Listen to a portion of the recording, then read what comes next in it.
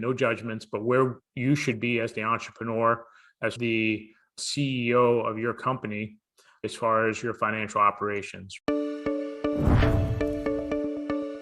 Hello, I'm Ron Parisi with CPA on Fire and another rendition of On Fire Fridays, where we help you, the entrepreneur, run great businesses. Obviously, our corner of the world is financial operations. And what we always talk about, one of the pillars of a great company is having stellar financial operations. And I just thought we'd do a check-in. There's no judgments here about where you are. I just thought I'd paint the picture today about where you should be. We're in an ideal situation. Obviously, we deal with a lot of successful entrepreneurs with their financial operations, no judgments, but where you should be as the entrepreneur, as the CEO of your company, as far as your financial operations. First, in light of tax day, you should have had both your corporate or partnership return filed as well as your personal return filed easily a month ago. You should have had good numbers by the end of January. Your tax professional should have done the compliance work.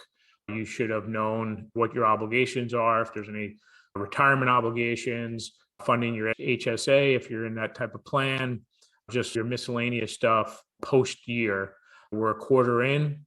You should have in your hand sort of your summary budget to actual on the last 3 months, January, February, and March, where you landed, where we are, and start talking about successes and building on those successes, whether it's new marketing campaigns, different type of client avatar, what's going really well. Maybe you're selling a product, informational product.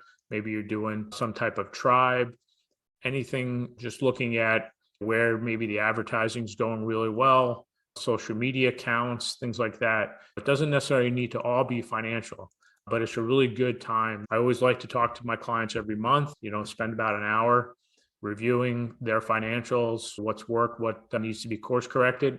And then on the quarter, at this point, we do quarterly summary, looking at budget to actual, just reviewing what's worked, what hasn't worked, what needs to be course corrected, getting you outside of your business, having another perspective come in, look at the numbers, do certain analytics.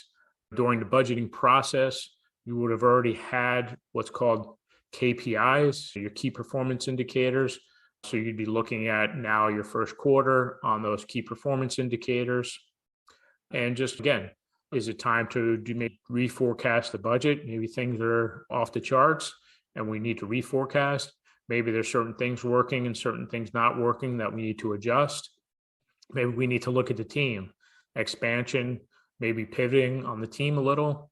So these are all kind of conversations that we're having today, resetting, setting yourself up again for the next quarters, to really see how the business is performing. Sometimes on the monthlies, it's a little you can't make too many judgments month to month, but on the quarters. And then my coach talks about 3 big rocks. I always talk about what are the 3 big goals that are going to happen. So I like to review that with my clients on the quarters. What were the 3 past quarter? What did we do there? What's your wins? And then picking another to work on. And again, individual business decisions that accumulate over time to contribute to a great business. So that's where ideally, no judgments, but that I think if you're running a business right now, that would be a really good place to be in right now. And then, of course, on the quarters, we're also looking at your taxes and your tax strategy, doing a tax projection.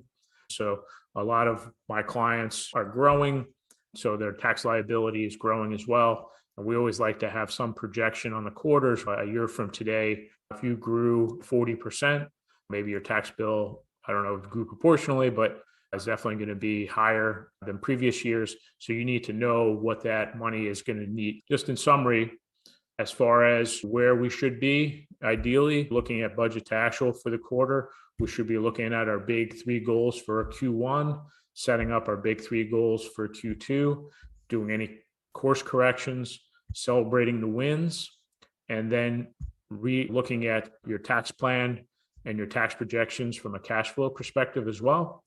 Hopefully, just to give you an idea from my perspective, from CPA on Fire's perspective, what should be happening to really optimize your business and your business results and your impact on this world. Ron Parisi with CPA on Fire. Hopefully you enjoyed this episode of On Fire Fridays. Always look forward to these and go out there and crush it. Thanks, guys. Take care.